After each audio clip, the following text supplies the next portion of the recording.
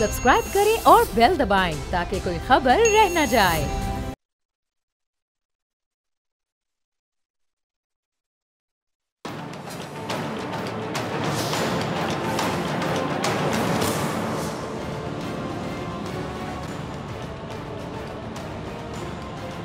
अस्सलाम वालेकुम, मैं हूं डॉक्टर फ़िज़ा खान और मैं हूं पाकिस्तान। सियासत के लिए रियासत पर हमला नामंजूर, मुल्की इदारों के खिलाफ बयानबाजी अब नहीं होगी। वीआईपी कल्चर के खात्मे की ख्वाहिश, चीफ जस्टिस काजी फायजीसा ने मिसाल कायम कर दी। प्रोग्राम का आगाज़ करते हैं आज की पहली बड़ी खबर यह है कि इस्लामाबाद की एहतसाब अदालत ने बानी पीटीआई और उनकी अहलिया बुशरा बीबी को रियासती इदारों के खिलाफ बयानबाजी से रोक दिया है। अदालत का हुक्म यह है कि जी बानी पीटीआई ना सिर्फ मुल्की इदारों बल्कि उनके जो अफसरान हैं उनके खिलाफ भी बयानबाजी नहीं करेंगे। ये एक बड़ा हुक्म एहतसाब अदालत के जज नासिर जावेद राना ने जारी किया है, जिनकी अदालत में बानी पाकिस्तान तहरीक इंसाफ ने फेयर ट्रायल की दरख्वास्त कर रखी है।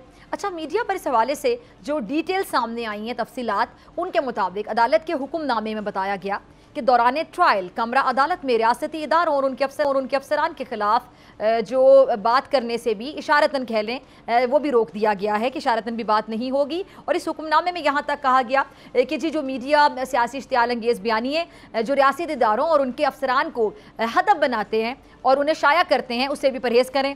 अच्छा, ये बड़ा एक सही दुरुस्त हुक्म दिया है अदालत ने मीडिया को, वरना हमारे यहाँ कुछ 12 मसाले वाले रिपोर्टर्स भी पाए जाते हैं जो हर खबर को ऐसा मिर्च मसाला लगाते हैं और ऐसा मिर्च मसाला लगाकर पेश करते हैं कि सुनने वाले ना सिर्फ सी करते रह जाते हैं बल्कि कुछ के खबरनुमा जो तज्ज़िये हैं वो सुनकर तो कानों से बाकायदा धुआं भी निकलता है और दिमाग भी बाकायदा पकना शुरू हो जाता है, खोलना शुरू हो जाता है कि ये मामूली सी बात को कैसे इन्होंने बढ़ा चढ़ा कर पेश किया है। अच्छा, मैं ये समझती हूँ कि अदालत ने बिल्कुल दुरुस्त, बिल्कुल सही जो मरज़ है वो पहचाना है कि जिस सियासी इश्तियाल अंगेज़ बयानिए को वायरस की तरह फैलाने का जो काम है इसी 12 मसाला मीडिया रिपोर्टर्स ने शुरू किया हुआ है और यही करते हैं। अच्छा, ख़बर की जो मज़ीद तफसील है वो ज़रा देखिए, सुनिए।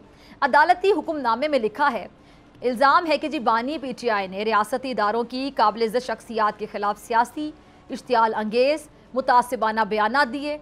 अदलिया, पाक आर्मी और आर्मी चीफ के हवाले से बयानात अदालती डेकोरम में खलल डालने के मुतरादिफ हैं। आप क्या समझते हैं नाजरीन कि क्या अदालत की इस ऑब्जर्वेशन में कोई गलत बात है? क्या बानी पीटीआई ने इक़्तिदार छीनने से पहले ही कहना नहीं शुरू कर दिया था कि इक़्तिदार से निकला तो मज़ीद क्या हो जाऊँगा, ख़तरनाक हो जाऊँगा? बिल्कुल कहा था ना। सो जब इक़्तिदार से निकले तो इशारों में ही सही इदारों को हदफ़ तनकीद बनाना शुरू कर दिया और फिर बात बढ़ते बढ़ते बराह रास्त इशारों से आगे बढ़ गए और बराह रास्त इदारों को टारगेट किया, धमकियां दी। और अब तो सोशल मीडिया का दौर है, हर चीज़ की वीडियो बन जाती है। सो इन बयानात की धमकियों की भी वीडियोस बन चुकी हैं जो कि मौजूद हैं। अच्छा, अब आप देखें कि जब इंसान हिरासत में होता है, कैद में होता है, तो उस वक्त ये बयानबाजी ज़रा रुक जाती है।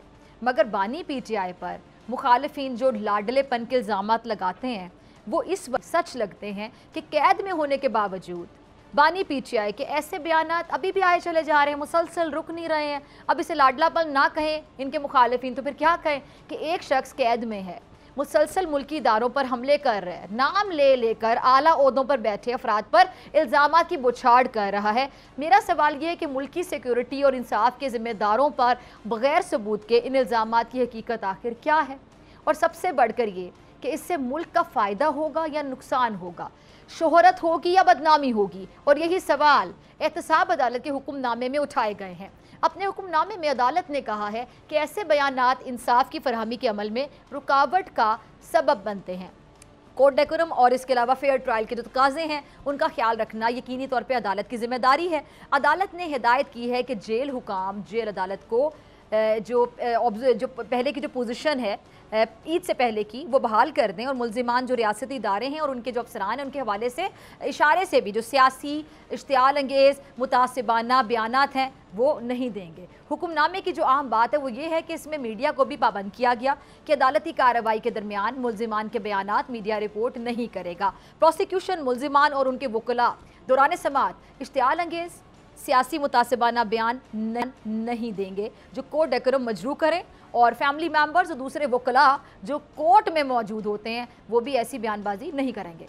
हुक्मनामे के मुताबिक ये जो ऑर्डर है, Pakistan electronic media regulatory authority यानी पैमरा गाइडलाइन के साथ मशरूत है, जिसके तहत ज़ेर इल्तिवा केसेस पर बात करना ममनू है। पैमरा के कोड ऑफ कंडक्ट के मुताबिक मुल्जिम का सियासी बयान जो है वो लीगल रिपोर्टिंग में नहीं आता। अच्छा, वाज़ेह रहे कि 19 अप्रैल को 190 मिलियन पाउंड्स केस की समाअत के दौरान जो फ्री ट्रायल है उसके लिए बानी पीटीआई ने अदालत में लकड़ी की दीवारें खड़ी करने से मुतालिक दरख्वास्त दायर की थी और बानी पीटीआई ने अदालत के रूबरू मौक़िफ़ ये अपनाया था कि कमरा अदालत में इजाफी दीवारें खड़ी कर दी गई हैं। अच्छा, ये ओपन कोर्ट वाला आप कह लें कि माहौल नहीं लग रहा। उसके बाद अदालत ने बानी पीटीआई से मुकालमा ये भी करते हुए कहा कि जी समाअत के दौरान प्रेस कॉन्फ्रेंस से गुरेज किया करें, और बानी पीटीआई ने जवाब दिया कि जी मेरे नाम से बाहर कोई गलत बयान दिया जाता है तो मुझे उसकी वजाहत करनी पड़ती है, इसलिए सहाफ़ियों से बात मैं करता हूँ और वजाहत करता हूँ। अदालत ने रिमार्क्स दिए कि जी अदालत की तकरीम का ख्याल बड़ा ज़रूरी है और आप समाअत के बाद सहाफ़ियों से बात कर लिया करें। इमरान खान ने मौक़िफ़ अपनाया कि जिस समाअत के बाद जेल इंतज़ामिया मीडिया को कमरा अदालत से बाहर निकाल देती है, अदालत समाअत के बाद सिर्फ 10 मिनट मीडिया से बात करने की इजाज़त दे। ये सारी कार्रवाई है जो मीडिया में रिपोर्ट हुई है। इसमें अब आप देखें कि बानी चेयरमैन पीटीआई का जो सारा ज़ोर है वो किस बात पर है कि वो मीडिया से बात करना चाहते हैं, वो भी अदालती कार्रवाई के दौरान। अब उन्हें कौन समझाए कि पहले आप अपना केस लड़ें, जिस मकसद के लिए जेल के अंदर अदालत लगाई गई है, मगर बानी पीटीआई के चाहते हैं कि मीडिया से गुफ्तगू को वो अहम ख्याल करते हैं, तसव्वुर करते हैं, जिसके ज़रिए आप देख लें कि उनके तीखे तीखे जो बयानात हैं वो ख़बरों की जीनत बनते हैं। और मसाला ब्रिगेड के तज्ज़ियाकार जो हैं, रिपोर्टर्स जो हैं, इसे मज़ीद मिर्च और मसाले लगाते हैं और फिर इन बयानात के ऐसे ऐसे एंगल निकालते हैं, ऐसे ऐसे तबसरे करते हैं कि फिर यकीनी तौर पर तनाव बढ़ता है, इश्तियाल बढ़ता है और फिर जो मुश्तिल हजूम है वो अपने ही इदारों पर हमलावर हो जाता है। शोहदा की तकरीम का ख्याल रहता है और ना ही इन्हें यह याद रहता है कि ये वही इदारे हैं, वही अहलकार हैं जिनके दिन रात सरहद की हिफाजत पर गुजरते हैं, जो हर ईद हर त्यौहार अपने घर वालों से बाकायदा दूर होते हैं। और वो दूर क्यों होते हैं? ताकि पाकिस्तानी चैन की नींद सो सकें, अपने प्यारों के साथ त्योहारों की खुशियाँ मना सकें। ये दूर होते हैं अपने घरों से। इसलिए मैं ये समझती हूँ कि अदालत ने ये जो बयानबाजी पर पाबंदी लगाई है ये बिल्कुल ठीक है, बिल्कुल दुरुस्त है, क्योंकि ये लोग रियासती इदारों पर हमलावर होते हैं और मुसलसल हो रहे हैं, रियासत के सामने आकर खड़े हो गए हैं। धौंस धमकी, झूठे बयानी से जो झूठा बयानी है उससे लोगों को बाकायदा पागल बना रहे हैं, बेवकूफ़ बना रहे हैं। रियासत को ये झुकाना चाहते हैं, अपने केसेस ख़त्म करने के लिए इदारों पर दबाव बढ़ा रहे हैं। कभी सिक्योरिटी इदारों को निशाने पे रख लेते हैं और कभी फिर अदलिया पर ताबड़तोड़ हमले शुरू कर देते हैं। और जहाँ इनके हक़ में फ़ैसला आता है तो उसे हक़ और सच की फ़तह करार देते हैं, और जहाँ फ़ैसला इनके ख़िलाफ़ आता है वहाँ पर ये जो गालम गलोच ब्रिगेड है उसको मोअज़्ज़ज़ जजों की किरदार कुशी के लिए खुला छोड़ दिया जाता है। और पूरी दुनिया में आप ये देखें 200 से ज़ायद मुल्क हैं, और मुझे एक मुल्क की आप मिसाल ढूंढ कर दिखा दें जहाँ के अवाम, जहाँ के सियासी रहनुमा अपने इदारों के ख़िलाफ़ इस तरह बात करते हों, अपने सिक्योरिटी एहलकारों की इस तरह किरदार कुशी करते हों, इस तरह झूठे इल्ज़ामात की बुछाड़ करते हों। यकीन माने दुनिया में कोई एक मिसाल आपको नहीं मिलेगी।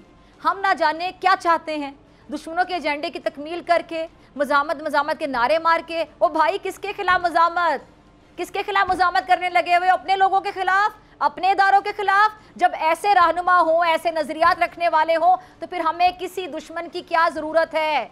हम खुद ही काफ़ी हैं अपने पाँव पर कुल्हाड़ी मारने के लिए। और इनके फॉलोअर्स ऐसा सा पीछे हटना शुरू हो जाते हैं इनके ऐसे नज़रियात की वजह से। अब ज़रा नया काम देखें आप इनका, एक तरफ मज़ामत का शोर मचाया हुआ है, दूसरी तरफ सानिया 9 मई के मुल्जिमान के घर वालों को आगे करना शुरू कर दिया गया है। अभी ज़रा देखें कि बूढ़ी माओं को सामने लाकर मजलूमियत कार्ड खेलने लगे हैं। ये अच्छा है कि भाई आप मुल्क की सिक्योरिटी के इदारों पे हमले करें, शोहदा के मुजस्मों की बेहुरमती करें, जलाओ घिराव करें खुल के, और फिर जब पकड़े जाएं तो क्या हो जी कि जो जज्बाती सी प्रेस कॉन्फ्रेंस है वो अपने बूढ़े वालिदैन से करवा के जो मजलूमियत उसका बाकायदा कार्ड खेल कर आप पीछे छुप जाएं अपने बूढ़ों के। ऐसे तो नहीं हो सकता।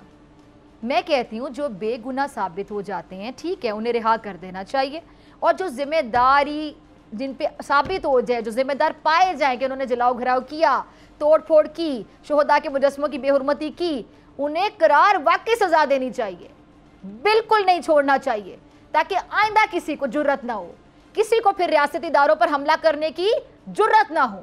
ऐसी मिसाल कायम हो और ऐसे फिर रास्ता रोका जा सकता है ऐसे लोगों का और ऐसी जहन रखने वालों का, ऐसी सोच रखने वालों का जो अपनी सियासत बचाने के लिए रियासत को दाव पे लगा देते हैं। मैं आपको एक और चीज़ याद करवाना चाहूँगी कि जब अमेरिका अफ़गानिस्तान में मौजूद था, जंग लड़ रहा था, तो बानी पीछे आए मुफाहमत की बात करते थे, मुज़ाकरात पर जोर देते थे, याद है या भूल गया है? लेकिन अब जो आप देखें उस वक्त की जो आपको याद करवा रही हूँ, अब जब मुल्क को मुफाहमत की ज़रूरत है ताकि सियासी इस्तेहकाम आ जाए, मुल्की मशहद बेहतरी की तरफ सफ़र शुरू कर दे, अब जो हालात हैं, अब यही बानी पीछे आए मज़ामत के नारे मार रहे हैं, थक नहीं रहे नारे लगा लगा के। कौम कह रही कि सियासत छोड़ें, झगड़े छोड़ें ताकि जो मुल्क है वो सियासी इस्तेहकाम मुल्क में आए, मईशत बेहतर हो, रोज़गार के मौके बढ़ें, महंगाई ख़त्म हो जाए, आवाम सुख का सांस ले ले। लेकिन आप देख लें कि ये जो एक मखसूस टोला है ये हर जगह पर इंतशार फैलाने पर बाजिद है। पार्लिमान को देख लें, ऐवान की कार्रवाई ये चलने नहीं देते हैं, जेल में बैठे इनके बानी कोई ना कोई बयान दाग कर आगे लगाने की बाकायदा पूरी कोशिश करते हैं। ये चाहते हैं कि ज़रा सोचें, मुखालिफिन तो फिर जारी बात है इल्ज़ाम लगाते हैं कि ये सिर्फ डील के लिए, दबाव बढ़ाने के लिए, केसेस ख़त्म करवाने के लिए, जेल से बाहर आने के लिए हरबे इस्तेमाल कर रहे हैं। लेकिन मैं ये समझती हूँ कि इन हरबों को इस्तेमाल करने का कोई फ़ायदा नहीं है, ये हरबे कामयाब नहीं हो सकते। अगर कोई रास्ता निकल सकता है तो वो सिर्फ मुफाहमत से निकलेगा, मज़ामत से नहीं निकलने वाला, वो मज़ीद ख़राब होगा। मुज़ाकरात करने होंगे, धमकियाँ देने से बात नहीं बनने वाली। हालात व वाक़ियात जो हैं वो अब आपके मज़ीद नहीं बदलेंगे, मज़ीद ख़राब होते चले जाएंगे। ये धौंस धमकी ना इश्तियाल अंगेज़ी है, इसका चलन मज़ीद नहीं चल सकता क्योंकि ऐसे नहीं चलेगा। अच्छा, बढ़ते हैं अपनी दूसरी खबर की जानिब। नाज़रीन, ये जो इज़्ज़त, दौलत, शोहरत और ये जो प्रोटोकॉल है, ये मेरे ख्याल से सबको अच्छा लगता है, किसे अच्छा नहीं लगता। ये चीज़ें जितनी भी मिल जाएँ कम लगती हैं, और कौन नहीं चाहता कि वो VIP हो, मरकज़ निगाह हो, वो जहाँ जाए बगैर रुकावट के चला जाए, हटो बच्चों की आवाज़ें हों, आगे पीछे मुहाफ़िज़ों की फ़ौज हो। इसके लिए रास्ते क्लियर कराए जाएँ कि ये बंदा आ रहा है तो रास्ता क्लियर होना चाहिए, लोग उसके राह में आंखें बिछाएं, फूलों की पत्तियाँ निछावर करें। ज़रा खुद से सवाल करें, क्या आप ये सब कुछ अपनी ज़िंदगी में नहीं चाहेंगे? यकीनन आपका जवाब मुस्बत होगा। कुछ लोग हैं मेरे जैसे जो नहीं चाहेंगे, कुछ लोगों को प्रोटोकॉल बिल्कुल नहीं पसंद, कुछ लोगों को बहुत पसंद है कि लोग उनके आगे पीछे फिरें। अच्छा, यकीन माने इस दुनिया में कुछ लोग जो वाकई, मैं तो एक आम सी एक अदना सी शख्सियत हूँ, एक बड़ी शख्सियत जो हमारे सामने बैठी हैं, जिनकी आप तस्वीर देख सकते हैं, ये हमारे चीफ जस्टिस हैं जो कि बहुत बड़े ओहदे पे फाइज हैं, जो कि चीफ जस्टिस ऑफ पाकिस्तान हैं।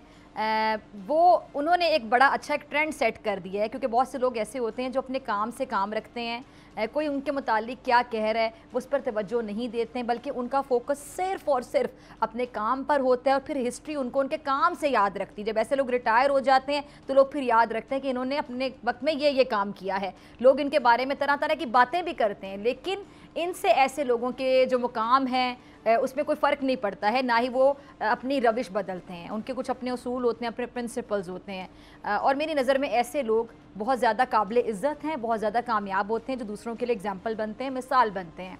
और ये सब कुछ, ये आप एक शख्सियत जो कि जिनकी तस्वीर भी आप मुलाहिज़ा कर सकते हैं, इनके हवाले से जो ख़बर है वो आपने भी पढ़ी होगी, जो पढ़ने के बाद मेरा दिल चाहा कि मैं आपके साथ ये शेयर करूं ख़बर कि ख़बर ये कि चीफ़ जस्टिस काजी फ़ाइज़ ईसा साहब ने चीफ़ जस्टिस ऑफ पाकिस्तान का मुख्तस जो प्रोटोकॉल है वो वापस भेज दिया। क्या बात है। और ये वाक़या कराची का है, जहाँ सुप्रीम कोर्ट रजिस्ट्री में अहम केसेस की समाअत थी। चीफ़ जस्टिस ऑफ पाकिस्तान काजी फ़ाइज़ ईसा साहब इन केसेस को सुनने के लिए ख़ुद सुप्रीम कोर्ट रजिस्ट्री में पहुँचे।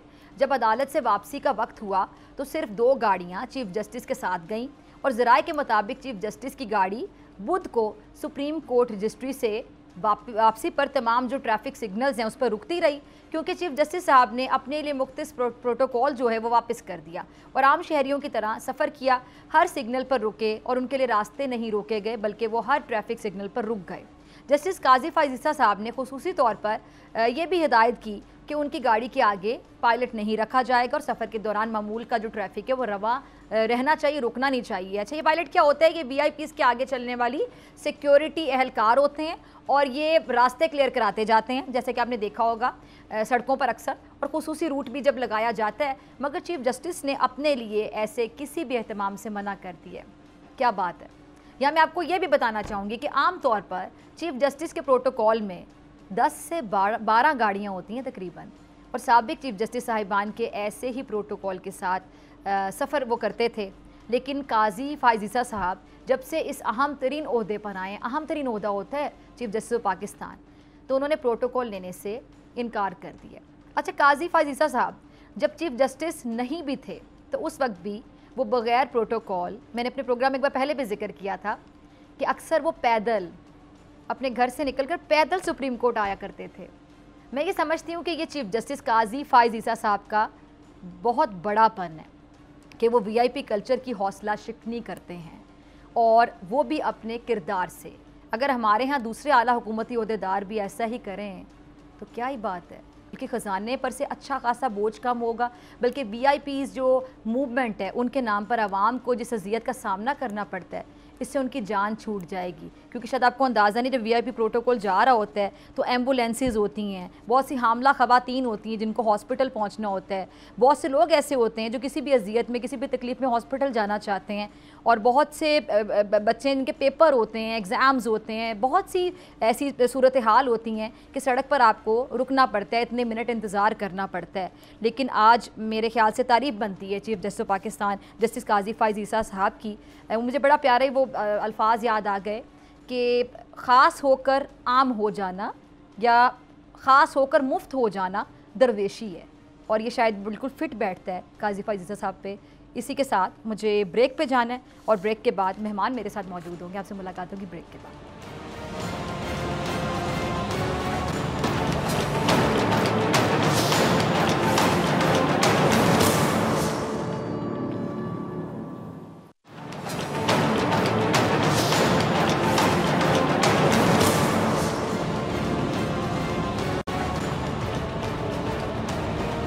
वेलकम बैक नाजरीन। कुफर टूटा खुदा खुदा करके, और अल्लाह का शुक्र है कि कहीं तो हुकूमत और अपोजिशन में इत्तफाक राय हुआ है। अच्छी खबर यह है कि कौमी असम्बली में कायमा कमेटियों की तश्कील के मामले पर हुकूमत और अपोजिशन के दरमियान इत्तफाक राय हो गया है। पावर शेयरिंग फार्मूले का फ्रेमवर्क भी तैयार कर लिया गया, जिसके बाद मुज़ाकरात हतमी मराहिल में दाखिल हो गए हैं। मीडिया रिपोर्ट्स के मुताबिक कौमी असम्बली की 26 कमेटियों की चेयरमैनशिप हुकूमती इत्तेहाद के पास होगी, जबकि 11 कमेटियों की चेयरमैनशिप अपोजिशन को मिलेगी। सबसे अहम कमेटी जो है पब्लिक अकाउंट्स कमेटी है, जिसका चेयरमैन अपोजिशन से होगा, जबकि कश्मीर कमेटी का चेयरमैन हुकूमती इत्तेहाद से होगा।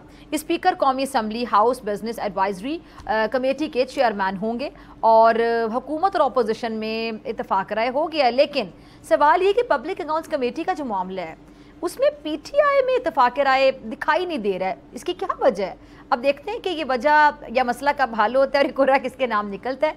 पावर शेयरिंग पर जो इत्तेफाक राय है मेरे ख्याल से बहुत अच्छी बात है। अब दूसरी जानिब सियासत में ऐसी एक सूरत हाल है कि एक सवाल ये पैदा होता है कि अवामी मुफाद के एक नुक्ते पर हुकूमत और अपोजिशन में क्या इत्तेफाक राय नहीं हो सकता है।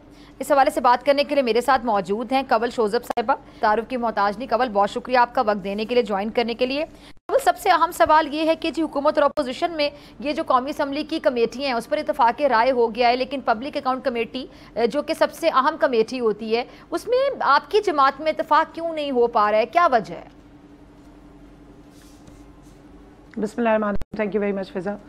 देखिए, जो आपने बात की है कि कमेटियों में इत्तेफाक राय हो गया है, वो तो लामहल्ला होना ही है। आपकी जो उसका फार्मूला ये होता है कि जितनी परसेंटेज होती है आपकी नेशनल असम्बली में जो रिप्रेजेंटेशन की, उसके मुताबिक जो है वो कमेटीज़ मिलती हैं। और जब 2018 में हमारी हुकूमत आई थी तो हमारी जो अपोजिशन इस वक्त की जो हुकूमत है, इन्होंने 6 महीने तक इस मामले को लटकाई रखा था और स्टैंडिंग कमेटीज़ बनने नहीं दी थी।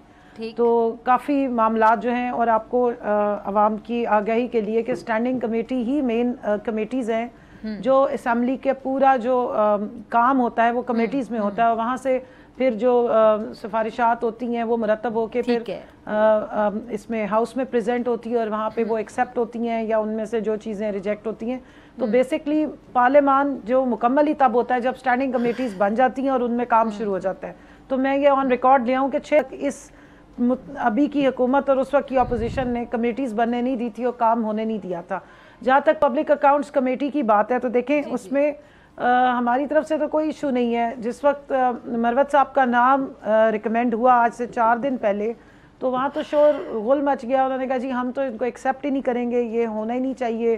तो अब मेरी समझ से ये बाहर है कि इनको क्या प्रॉब्लम है कि अपोजिशन से कोई भी नाम आता है, अभी की जो अपोजिशन है, जो भी हम बेहतर समझते हैं कि वो इस बार को या इस जो रिस्पॉन्सिबिलिटी है, which is a big responsibility, public accounts committee जो है वो बहुत इंपॉर्टेंट कमेटी है, सारा स्याह और सफ़ेद वहीं पर ही खुल कर आना होता है। तो उसको अगर जो भी मुनासिब हमारी साइड से समझते हैं, सारे कैपेबल हैं, उनमें से जिनको भी मुनासिब समझा जाएगा उनको ये रोल प्ले करने के लिए दिया जाएगा। तो मेरा ख्याल है कि हमारी तरफ से इसमें कोई ख़ास अभाम नहीं है। आज भी मीटिंग्स थी कुछ खान साहब से हमारे मेन लोगों की, और उसमें उमर अयूब साहब भी शामिल थे। तो जो भी वहाँ से उनको मिलेगी, सजेशन आएगी, जो भी खान साहब बेहतर समझेंगे उसकी नॉमिनेशन हो जाएगी। लेकिन मुझे ये नहीं समझ आती कि हुकूमत को क्या प्रॉब्लम है।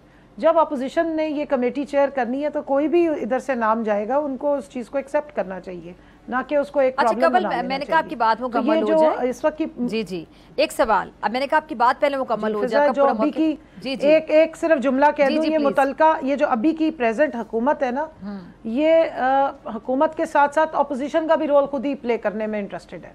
ठीक है। अच्छा कवल, मैं ये आपकी बात मैंने कहा पूरी मुकम्मल हो जाए, लेकिन आपने कहा ना कि हुकूमत को मसला है। मेरे कि शेर अफजल मरवत से आपकी पार्टी के लोगों को भी बड़ा मसला है, बल्कि शेर अफजल मरवत साहब ने खुद भी इस बात का इजहार किया है कि पार्टी के अंदर कुछ लोग ऐसे हैं जो शायद उनके नाम पर अग्रीड नहीं हैं। देखिए फिजा, शेर अफजल मरवत साहब ने बेशक इस राय का इजहार किया होगा। हमारी पार्टी जो है ना वो एक बहुत बड़ी पार्टी है, पाकिस्तान की सबसे बड़ी पार्टी, दुनिया की 10वें नंबर की बड़ी पार्टी है। दूसरा, पाकिस्तान की तमाम जितनी भी सूबे हैं उनमें पाकिस्तान तहरीक इंसाफ की रिप्रेजेंटेशन, और वो सारे इकट्ठे होते हैं कोर कमेटी में, और वो सारे इकट्ठे हो रहे हैं फिर असेंबली में भी। सही। तो एक किसी के नाम के साथ सबका अग्री करना तो फ़र्ज़ नहीं है, लेकिन नाम जब सजेस्ट हो जाता है पार्टी की तरफ से या पार्टी के चेयरमैन या पार्टी के बानी चेयरमैन की तरफ से, तो सारे उसके साथ एग्री कर लेते हैं। अब उसमें एग्रीमेंट होना या डिसएग्रीमेंट होना तो ज़रूरी नहीं है। अब आप देख लें हमारे अपोजिशन में, आप आजकल नज़र दौड़ाएं हमारी जो गवर्नमेंट है सिटिंग, वहाँ पे आपको जावेद लतीफ़ साहब कुछ बोलते नजर आ रहे हैं, दानियाल अजीज साहब का तो लेकिन मरवत साहब ने क्या ऐसा नहीं कहा, शेर अफजल मरवत साहब ने क्या ऐसा नहीं कहा कि बानी चेयरमैन को कहा गया ये पार्टी के लोगों ने बोलते नजर आते हैं कि मरवत साहब को नहीं आगे आने देना। ये मरवत साहब ने खुद ही इस बात का इजहार किया है। मेरा नहीं ख्याल है। देखिए, मैं कोर कमेटी की मेंबर हूँ, और कोर कमेटी में भी जब हमारी बातचीत होती है तो हम एक दूसरे से डिफरेंस ऑफ ओपिनियन जरूर रखते हैं। यानी मरवत साहब खुद ही बोले जा रहे हैं, एजेंडा पॉइंट होता है तो डेमोक्रेसी, मैं सिर्फ इतना कहती हूँ कि देखिए डेमोक्रेसी में अग्रीमेंट होना या डिसएग्रीमेंट होना बहुत ज़रूरी है एक हेल्दी डिबेट के लिए, लेकिन जब मेजॉरिटी एक पॉइंट पे एग्री कर जाती है तो जो डिसएग्री कर रहे होते हैं वो भी उसके साथ शामिल हो जाते हैं और फिर वो चीज़ें कंक्लूड होती हैं। असल में देखिए फिजा, एक चीज़ बड़ी नेचुरल है। 10 महीने तक तो हम लोगों के साथ जो सलूक हुआ है पॉलिटिकल लोगों के साथ, हम सारे अंडरग्राउंड थे, हम बाहर नहीं आ सकते थे, बाहर आते थे तो हमारे, अब बाहर आए हैं तो केस के ऊपर केस हैं। उस टाइम पे हमारे जो वकला हैं उनको बहुत एक्सेस भी मिली, उनको बहुत मौका भी मिला।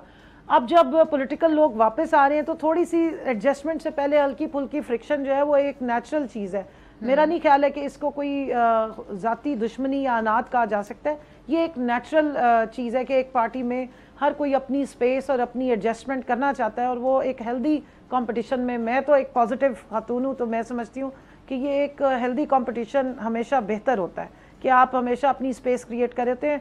और मरवत साहब भी इंशाल्लाह वक्त के साथ साथ ज़्यादा सेटल हो जाएंगे, ज़्यादा उनकी हमारे से इंटरेक्शन। कवल, आपने तो इंतहाई दर्जे की पॉजिटिव बात कर दी है, लेकिन इस बात का दूसरा एक पहलू भी निकलता है जो कि 100% नेगेटिव भी निकलता है कि यहाँ पे हर कोई आगे बढ़ने की रेस लगा रहा है, हर कोई आगे बढ़ना चाह रहा है। ये जब से आपके बानी जो चेयरमैन है PTI के, जब से वो जेल में बैठे हैं तो लगता है कि हर कोई अपने आप में एक चेयरमैन है। ये समझ नहीं आती कि इनमें से रियल कौन है। हर कोई इस टाइम पे चेयरमैन बनना चाहता है, हर कोई दूसरे को नीचा दिखाना चाहता है, हर कोई आगे बढ़ना चाहता है। बाकायदा आपकी पार्टी में ग्रुपिंग हो चुकी है, और मतलब ये खबरें बाहर आती हैं कि एक ग्रुप जाके कोई बात कर देता है, किसी के बारे में कोई बात हो जाती। जी जी, तो इससे आपकी पार्टी को नुकसान नहीं होगा? मैं ये जानना चाह रही हूँ कि जब आपकी पार्टी में खुद इतने इख्तिलाफात होंगे तो आप अपने जो बाकी जो आपकी मुखालिफ पार्टियां उनसे आप कैसे लड़ेंगे? आप लोगों को टाइम ही नहीं मिलेगा। नहीं, बिल्कुल टाइम मिल रहा है। मुखालिफिन की नींदें उड़ी हुई है। मैं सिर्फ आपको देखिए इसका एक क्योंकि मैं डेमोक्रेसी की स्टूडेंट हूँ, सारी दुनिया की जमहूरियत पढ़ी है, तो मैं आपको पार्टी की जमहूरियत पे ये ज़रूर कहूँगी कि देखें हमारी पार्टी में डायनेस्टिक पॉलिटिक्स नहीं है। हाँ, यहाँ पर हम ये नहीं करते। खान साहब की तीनों बहनें आपने देखा आजकल कितनी, एक तो टारगेटेड हैं, एक तो उन पे केसेस बनाए जा रहे हैं, वो अपने भाई के लिए जेलों में भी जा रही हैं, वो अपने भाई के लिए कोर्ट्स में भी जा रही हैं, लेकिन ना पार्टी की चेयरमैनशिप उनके पास है, ना वुमेन विंग के कोई ओहदे हैं, ना उनको पार्टी का कोई ओहदा उन्होंने लिया आज तक। बुशरा बीबी को इतना मुतनाज़ा बनाया जाता है, इतना उनके बारे में बातें की जाती हैं, उस खातून ने आज तक सोशल मीडिया का अकाउंट तक नहीं बनाया हुआ जिसपे वो आके कोई सियासी बयान दे दें। कुछ ये कि उन्होंने कोई पार्टी का ओहदा रखा हो। अब आप देखें हर बंदे को MNA की MPA की टिकटें मिली हैं, इमरान खान के नाम पे लोगों को वोट पड़ा है, तो क्या उनके घर की अगर बहनों को, उनको या उनकी बीवी अगर इलेक्शन घर बैठे भी लड़ती तो क्या वो नहीं जीत सकती थी? सो आप ये देखें कि हमारी पार्टी में डायनेस्टिक पॉलिटिक्स नहीं, पार्टी के वर्कर के पास ये क्रेडिट है कि उसको चेयरमैनशिप भी मिली हुई है, उसको सेक्रेटरी जनरलशिप भी मिली हुई है। मैं आपके सामने लेकिन कवल यहाँ पे मैं थोड़ा सा आप लोगों के साथ इजहार हमदर्दी करना चाहूंगी। ये जो पुराने लोग हैं, मैं आप लोगों के साथ यहाँ पे बड़ा मेरिट पे इजहार हमदर्दी ये करूंगी कि अब आपकी पार्टी में जो वर्कर है ना असली वो पीछे और आगे वुकला है, हमारे वुकला है आगे। ऐसी बात नहीं है। कैसी बात है? फिर आप मुझे बताइए वुकला आगे नहीं है। पूरी लीगल लड़ाई तो लड़ी, 200 हाँ तो लीगल लड़ाई लड़के उन्होंने आप 3 केस रह गए हैं 4। एक मिनट है ना, लीगल देखिए पार्टी का निशान भी वुकला की वजह से चला गया कवल, पार्टी का आपकी का निशान भी उनकी वजह से गया, मखसूस नशिस्तें भी उनकी वजह से चली गई, रिजर्व सीट्स उनकी वजह से चली गई। मुझे बोलने आप मेरा पॉइंट सुन लेना, फिर आप इस पे बात करें। देखिए मैं आपको पूरा टाइम दूंगी, कवल मेरा सवाल पहले सुन ले। उन्हीं वुकला की वजह से आपकी पार्टी का निशान चला गया, उन्हीं वुकला की वजह से मखसूस नशिस्तें चली गई, रिजर्व सीटें उन वुकला की वजह से चली गई। दूसरी बात ये कि वुकला जो है वो आप जैसे सियासतदानों को पीछे छोड़ के आगे वो कहते हैं सियासत में भी हम ही होंगे। मैं आपको क्लियर कर दूं कि ना हमारा बल्ला हमारे वुकला की वजह से गया, ना रिजर्व सीटें गई हैं। फिर किसकी वजह से? ये जिनकी तरफ से गई हैं उनके बारे में राना सनाउल्लाह यही कहते हैं ना कि इमरान खान आज डायलॉग करने के लिए बैठ जाए टेबल पे और डील कर ले, तो इंट्रा पार्टी इंतखाबात पे पहले भी इतराज, अब भी क्या वजह, आपको क्या वजह समझ बात सुने फिजा, मेरी अब बात पूरी सुन ले। जी कवल, लीगल लड़ाई नहीं है ये पॉलिटिकल लड़ाई है। अच्छा, ये अगर इमरान खान आज डील मान ले ना, इनकी बात सुन ले, तो सारी कुछ वापस आ जाता था। आपका ख्याल है कि बल्ले का निशान जो है वो लीगल लड़ाई पे गया है? अच्छा डील क्या होगी आपके मुताबिक? आप देखें कि वो आप लोग डील की बातें करते हैं, परवेज खटक की कल की बनी हुई डील की जो बात करते हैं वो साइन मिल गया, सिंबल मिल गया, डील की तो कहते बात ही नहीं है, छीन लिया गया है। ये आप बातें मेरे सामने ना करें। और दूसरी बात ये कि यहाँ जरदारी की औलाद बैठ के जो है वो डील नहीं कर रही है, वो रूल नहीं कर रही, ना यहाँ पे शरीफ फैमिली रूल कर रही है। यहाँ पर जो है पार्टी का कारकुन, पार्टी की लीडरशिप खुद आगे है, जो ज्यादा मेहनत करता है, जिसको मौका मिलता है वो आगे आ जाता है। चाहे वो वुकला हो, पाकिस्तान का हर शख्स जो है वो पॉलिटिक्स में हिस्सा ले सकता है, चाहे वो कोई अदाकार हो, वो सिंगर हो, वो एंकर हो, या वो वकील हो। वकीलों से बेहतर कौन सियासतदान हो सकते हैं? लॉ का सबसे ज्यादा जरूरत है। मैं तो समझती हूँ अगर ये वुकला हमारे साथ ना होते तो 10 महीने में जो हमारा हो सकते हैं, लेकिन उसमें हामिद खान होते ना, उसमें अली जफर होते, ये कहां से आगे हैं? ये कवर में हमें पॉलिटिकल विक्टिमाइज किया गया। कवल देखिए मेरा पॉइंट सुने, 45 खान होते, अली जफर होते, वो किधर है? ये कौन लोग जो आगे आ गए? जगह थी, आप मेरी बात सुन लेना जी। आप मुझे बताएं, आलिया हमजा एक टाइम पे लाहौर में भी थी, सरगोदा में भी थी, मियांवाली में भी थी, गुजरावाला में भी थी। तो आपने टॉपिक क्या सनम जावेद और यास्मीन राशिद लाहौर से उड़ के पहुंची थी सरगोदा में जाके थाने को आग लगाने के लिए? हमारे लिए जो है ना ये लीगल, ये तो आपने अदालतों में साबित करना है। देखिए कवल मेरा सवाल ये, इन्हीं वुकला ने साबित करना है ना, तो फिर क्यों साबित नहीं कर पा रहे ना? ये केसेस आप यहाँ बैठ के जब लड़ रहे होते हैं टॉक शोज में, आप जिन वुकला की तारीफें करें, वुकला ने अदालत में करें ना साबित। मुझे याद है वो क्या वाकया हुआ था, वो चीफ जस्टिस बुलाते रह गए थे, इंतजार करे तो शोएब शरीफ साहब बाहर सेल्फियां खींच रहे थे, यूट्यूब चैनल्स को इंटरव्यूज दे रहे थे। आप अदालत को कवर करें, मेरी बात सुनिए, अदालत को करें कवर और पूछे उन 6 जजेस से कि क्या उन्होंने कहा है कि हमारे काम में मुदाखलत की जा रही है, हम आजादी के साथ जो है वो अपने फैसले नहीं दे सकते, क्यों कहा है? तो और चीफ जस्टिस साहब को कहा है, तो चीफ जस्टिस साहब उनका लेना सो मोटो उस पे क्यों नहीं एक्शन ले रहे हैं? करें इंडिपेंडेंट इंक्वायरी, लेकर आए सामने उन फैक्ट्स को, कौन मुदाखलतें कर रहा है, कौन उनके ऊपर जोर जबरदस्ती कर रहा है? ये बताएं आपका क्या ख्याल है जब वुकला को बाहर निकाल के 2 दिन के अंदर इमरान खान साहब को 32 साल की और शाह महमूद 32 साल की मुझे पता है पहले इलेक्शन से पहले, अच्छा कवल जितना मुझे पता है वुकला का कसूर था? ये लीगल लड़ाई नहीं है, ये पॉलिटिकल लड़ाई है, ये पॉलिटिकल विक्टिमाइजेशन है, ये किसी और की लड़ाई है, सिंपल। अच्छा राना एहसान अफजल हमारे साथ मौजूद हैं। राना साहब, कवल शोजब साहिबा को आप सुन रहे होंगे, राना साहब ने मैं पहले ज्वाइन करना था लेकिन शायद थोड़ी देर होगी, आप शायद मसरूफ थे। राना साहब बहुत शुक्रिया ज्वाइन करने के लिए। राना साहब, कवल साहिबा कह रही हैं कि ये पॉलिटिकल लड़ाई है। मैं उनसे सवाल ये पूछ रही हूँ कि आपकी पार्टी का जो निशान चला गया, इंट्रा पार्टी इलेक्शन आप देख लें, आपके जितने भी मामलात हैं वो वकला की वजह से यहाँ तक पहुँचे हैं, लेकिन वो कह रही हैं कि ये लड़ाई जो है बेसिकली पॉलिटिकल लड़ाई है, क्या कहेंगे? जजेस की वजह से पहुंचे, वकला की वजह से नहीं पहुंचे। देखिए उन जजेस की वजह से जो आजाद ये है कि वो अपनी कोई भी गलती ना मानना चाहते हैं, और इनके बकौल इनके लीडर भी फरिश्ता हैं और बाकी सब जो लोग हैं वो उन्होंने पता नहीं कितने वो गुनाहगार हैं। तो इनको अगर सुप्रीम कोर्ट ने इनका निशान जो है वो लिया क्योंकि बेजाब्तियां थी, तो ये भी क्या सुप्रीम कोर्ट भी पॉलिटिकल वहां लड़ाई लड़ रही है इनके साथ? सवाल तो ये बनता है ना, ऐसा तो नहीं है। इनकी बेजाब्तियां थी, इन्होंने एक जाली इलेक्शन कराया, वो साबित हो गया वो जाली था, तो इसलिए निशान गया। अब इनकी जो इन्होंने चॉइस की कि सुन्नी इत्तेहाद काउंसिल में जाना है, वो भी इनका फैसला था। ये जमात इस्लामी में भी जा सकते थे, ये और भी कुछ कर सकते थे, लेकिन क्योंकि इन्होंने गलत फैसला लिया, ना अहल है, पहले भी मुल्क इन्होंने चलाया, ना अहली की अभी भी ना अहली दिखाई, तो अब जब इनको वो ना अहली की वजह से सजा मिलती है या इनके मर्जी के मुताबिक चीजें नहीं चलती, तो ये कहते हैं जी ये तो हमारी टारगेटिंग हो रही है और ये सारे सियासी लड़ाइयां हैं। तो इनको चाहिए गिरबान में झांके, और अगर गिरबान में ये झांकेंगे तो इनके लिए बेहतर होगा, शायद ये अपनी गलतियों को दुरुस्त कर लें। लेकिन अगर ये इल्जाम दूसरों पे लगाएंगे, चाहे 9 मई का वाकया हो कि 9 मई जो है वो लंदन प्लान है हमारा तो और के साथ साजिश हो रही है, तो जब ये ऐसी ही सियासत करेंगे, इंट्रोस्पेक्शन नहीं करेंगे, अपने ऊपर नहीं देखेंगे कि अपनी क्या गलतियां, तो ये गलतियां करते रहेंगे और इनके लिए मसाइल बढ़ते रहेंगे।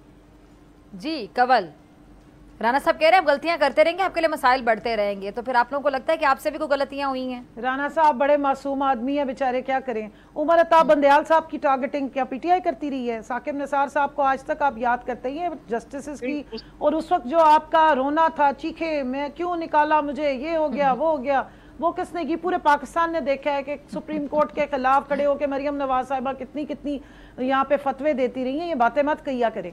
देखिए आपको उस वक्त भी काजी फैज ईसा साहब बहुत पसंद थे, और हमें तो अब समझ भी आ गई कि क्यों पसंद थे। हमने गलती कर दी, मुझे बता दें आज 2 महीने हो गए हमारा इंटर पार्टी इलेक्शन दोबारा हुआ हुआ है। इनका फेवरेट इलेक्शन कमीशन जो है वो नोटिफिकेशन ही निकालने को तैयार नहीं है। जहां इनकी बारी आ जाए तो तोशाखाना केस में जितनी मर्जी गाड़ियां खाई थी वो हजम करके डकार मार दी, कुछ भी नहीं हुआ। लेकिन जब केस झूठा बनाना हो तो वो रटे पे रटा। भाई आपके इंटीरियर मिनिस्टर जिनके दौरे हुकूमत में ये केसेस बन रहे थे, रोज के 2 दर्जन 15 तो जिमनी में जब जल्दी आ गया तो उस पे भी इतराज बन रहे थे, जल्दी क्यों आ गया? थी सुन लेना, राना सनाउल्लाह साहब ने खुद कहा है कि सारे केसेस जो हैं वो बिल्कुल फारिग हैं, अगर ये आके बैठ जाए हमारे साथ डील कर रहे टेबल पे तो हम 1 मिनट में बाहर निकाल देंगे इनको जेल से। तो ये बात हमारे गिरबान में कंवल साहिबा वो खुद हार गए हैं, उनको अपने गिले शिकवे हैं। अब आप लोग को राणा साहब अच्छे लगना शुरू हो गए हैं। अगर राणा साहब जीत जाते तो इस तरह की बातें कर रहे होते वो। वैसे मैं राणा साहब की बड़ी रिस्पेक्ट करती हूँ। आपके आप लोगों की जब हुकूमत थी, चले राणा साहब की ये वाली बात भी जरा मैं याद कर दूं, आप लोगों की जब हुकूमत थी तो आपकी हुकूमत जाने के बाद जब राणा साहब अभी पीछे के वजीर दाखिला थे तो उन्होंने मुझे इंटरव्यू दिया था और उन्होंने कहा कि जरा पूछें इनसे कि मुझे किस तरह के हाल में रखा गया था और मैं जिस तरह के हाल में था ना, तो वो बाकी रोना आ जाए बताते हुए, जिस तरह पॉलिटिकल विक्टिमाइजेशन की जा रही थी, केसेस बनाई जा रही थी। राणा साहब के ऑन रिकॉर्ड है, इंटरव्यू को भी कोट करें ना, कि उन्हीं से पूछें जिनसे आप डील बताते हैं। अब तो वो टीवी पे बताते हैं, बात कर लेने दे। जी जी राणा साहब मेरी बात तो पूरी सुन लेना। अब अगर वो आगे आप एक राणा साहब का जिक्र करें, राणा साहब तो मुझे तो बोल लेने दे। जी चले कंवल जी बताइए तक राणा साहब जवाब होगी, मुझे जवाब दे लेने दे। वो मैं गवर्नमेंट नहीं हूँ, मैं अपोजिशन हूँ, वो बैठे हुए हैं गवर्नमेंट के रिप्रेजेंटेटिव। ठीक है, उनसे मैं सिर्फ इतना पूछना चाहती हूँ कि ये जो काजी साहब ने जिस तरीके से सुप्रीम कोर्ट में ये केस उठाया और जो उसके ऊपर चार्जेस लगाए, दूसरी दफा भी हो चुका हुआ इंटर पार्टी इलेक्शन, आज तक नोटिफिकेशन नहीं आया, खामोशी इख्तियार की जाती है। रिजर्व सीट्स के ऊपर जिस तरह की बंदर बांट हुई है, इसकी बदतरीन मिसाल नहीं मिलती। आज तो रिजर्व सीट्स का मामला आप लोगों की वजह से नहीं ऐसे हुआ, वो है उसमें पीटीआई की गलती नहीं थी। जी नहीं, हमारी वजह से नहीं हुआ है, इलेक्शन कमीशन ऑफ पाकिस्तान की वजह से इस तरीके से हुआ है। इनको इलेक्शन कमीशन ऑफ पाकिस्तान अगर सहूलतकारियां ना करता ना इस इलेक्शन की और इन रिजर्व सीट्स की, तो आज तक इस तरह की कोई ना रिवायत है ना। तो चीफ इलेक्शन कमिश्नर कब लगे थे, वो किसका दौर था? अब आप ये ना कहती थी कि किसी ने कहा था लगा देने। सुन्नी इत्तेहाद काउंसिल की बात है, एक मिनट कंवल, वो किसके दौर में लगे थे? चीफ इलेक्शन कमिश्नर किसके दौर में लगे थे, किसकी हुकूमत थी? अब आप कहते हैं कि किसी ने कहा था कि लगा दे तो हमने लगा दिया। चीफ ऑफ आर्मी स्टाफ किसके दौर में लगे थे? नवाज शरीफ के दौर में लगे थे और फिर बाद में वो रोते थे कि क्यों निकाला मुझे। ये बातें ना करें, एक दफा भी उन्हीं के दौर में लगे और दूसरी दफा भी उन्हीं की टीवी एक्सटेंशन पे लगे और फिर इनकी हुकूमत आई है। ये बातें मत करें कि किसके दौर में लगे थे। बात यह कि लगे थे और काम सही कर रहे हैं या नहीं कर रहे हैं। लगे का ये मतलब नहीं है कि हमने नरीना वहां पे लगा दी थी। इस मुल्क का वो एक ब्यूरोक्रेट, तो फिर आप लोग तब्दील कर देते ना, आप लोग तब्दील कर देते, काम करना चाहिए। अच्छा, बड़ी ये एक बड़ी इंटरेस्टिंग ऐसे डिबेट स्टार्ट हो गई है। राना एहसान साहब, आपका जवाब मेरे ख्याल से मैं नहीं, पूरे नाज़रीन सुनना चाहते हैं ब्रेक के बाद।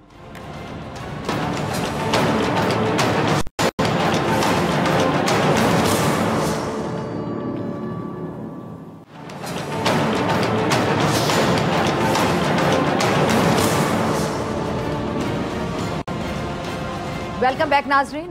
राना एहसान अफजल साहब, कंवल शोजब साहिबा मेरे साथ मौजूद है। मेरे ख्याल से राना एहसान साहब, मुझे कुछ सवाल पूछने की जरूरत नहीं, कंवल साहिबा ने बेशुमार सवाल उठा दिए जिसका जवाब अब आपको देना है। जी लेकिन सबसे पहले तो इन्होंने बंदयाल साहब की बात की और आज के भी चीफ जस्टिस के ऊपर भी उंगलियां उठाई। देखिए, पहले जो बंदयाल साहब की कोर्ट थी, वहां हमारी एक जो जंग थी वो उसका एक मकसद था, वो ये था कि फर्द वाहिद जो है पोस्ट डिसाइड करता था कि सुओ मोटो किसने लेना है और फर्द वाहिद डिसाइड करता था कि कौन बेंच बनाएगा। तो हमारी तो सिर्फ ये गुजारिश थी कि ये मामला जो है ये डेमोक्रेटिक होने चाहिए, ये फर्द वाहिद के पास नहीं होनी चाहिए ऑप्शन। पूरी सुप्रीम कोर्ट जो है अहम है, उसके चीफ जस्टिस अहम है, तो इसको डिवॉल्व करें। और हमने अल्हम्दुलिल्लाह जो प्रैक्टिस एंड प्रोसीजर एक्ट हमने पास किया, जो कि अब नाफिज है, उसके तहत सुओ मोटो अब 3 मेंबर कमेटी जो है वो लेती है और इसी तरह बेंचों की तश्कील भी 3 मेंबर कमेटी करती है। तो हमने तो ट्रांसपेरेंसी इंट्रोड्यूस कराई, उसको ज्यादा बेहतर किया सुप्रीम कोर्ट को।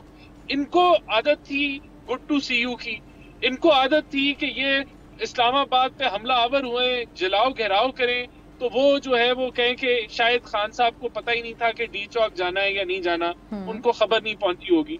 तो इनको आदत थी कि इनको शाही मेहमान बना के जो है वो कोर्ट के ऑर्डर से ठहराया जाए। तो अब वो आते हैं, अब जब वो खत्म हो गए मामला, तो अब ये तकलीफ में है।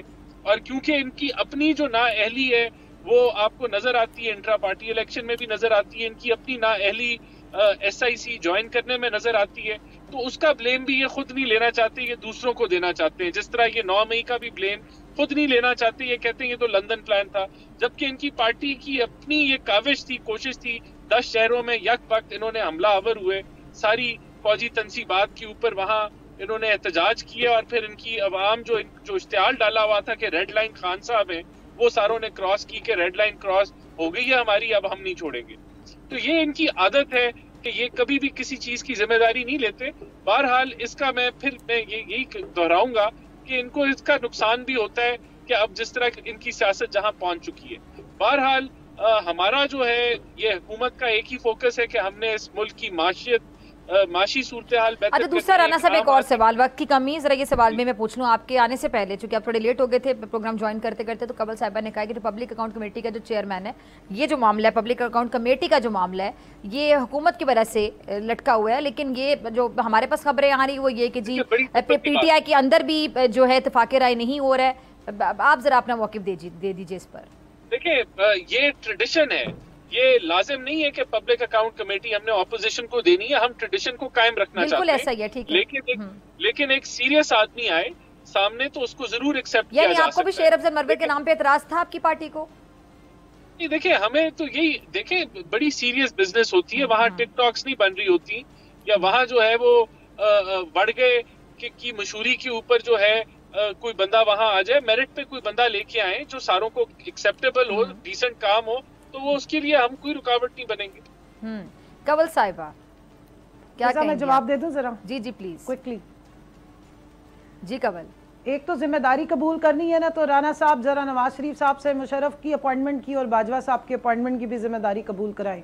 दूसरी बात, जो प्रोटोकॉल्स की बात कर रही है, तो अभी सारी दुनिया ने देखा है कि नवाज शरीफ साहब तशरीफ लाए हैं और जो प्रोटोकॉल उनको मिला है, और नादरा की टीम लेके वो इस्लामाबाद हाई उधर एयरपोर्ट पे उनकी बायोमेट्रिक्स करवाती रही है, और उसके बाद उनको प्लेट में रख के जो है वो उनके सारे केसेस माफ करके उनकी कैद फारिग की गई। इस तरह का प्रोटोकॉल दुनिया ने नहीं देखा।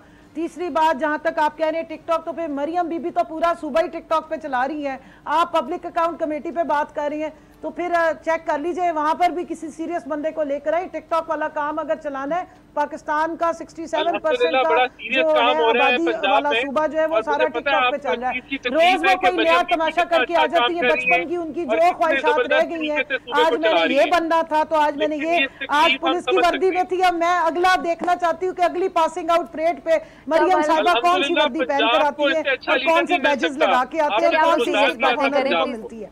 खुदा का नाम माने टिकटॉक की बातें ना किया करें। आप लोगों की तो पूरी पार्टी इस वक्त टिकटॉक पे कमल, इसमें क्या गलत है? वैसे उन्होंने जो पुलिस यूनिफॉर्म पहना था, चले कमल, एक मेरा सवाल है, उन्होंने जो पुलिस यूनिफॉर्म पहना था उसमें क्या गलत था? बड़ी अच्छी नहीं लग रही थी वो, इसमें मेरा नहीं ख्याल, बात बहुत अच्छी लग रही थी, बहुत अच्छा लग रहा था। मैं चाहती हूँ कि अगली दफा काकूल एकेडमी में भी नहीं कोई बुलाया जाए इसी तरह के यूनिफॉर्म में पासिंग आउट परेड के लिए। कहाँ चली गई है गुफ्तगू? जी राना एहसान साहब, जी वक्त की भी कमी, राना साहब आखिरी 2 मिनट है, क्या कहेंगे? देखिए जाहिर सी बात है ये लोग तकलीफ में हैं क्योंकि मुल्क रिफॉर्म के एजेंडे पे चढ़ चुका है और इसी तरह पंजाब जो है वो सेफ हाथों में मेहनत हो रही है। पंजाब में डेवलपमेंट बैंक की रिपोर्ट पढ़ने मेरे भाई आप पढ़े लिखे आदमी हैं, वो कह रही है कि आपकी 50% आबादी बिलो पॉवर्टी लाइन जा रही है, आपके पास रिजर्व जो है वो 10 बिलियन से भी नीचे के रह गए। आप मुझे कह रहे हैं यहाँ पर बड़ा कुछ हो रहा है।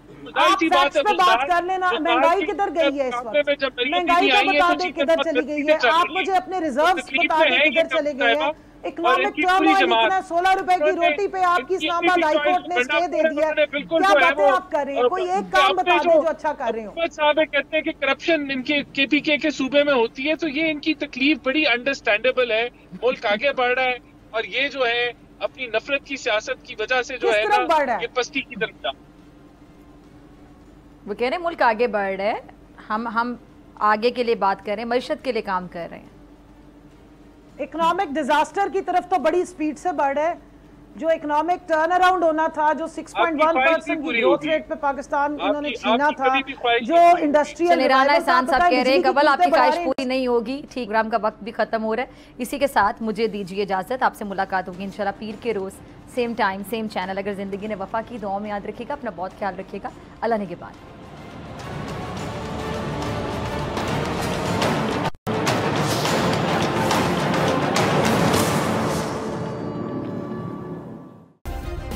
सब्सक्राइब करें और बेल दबाएं ताकि कोई खबर रह न जाए।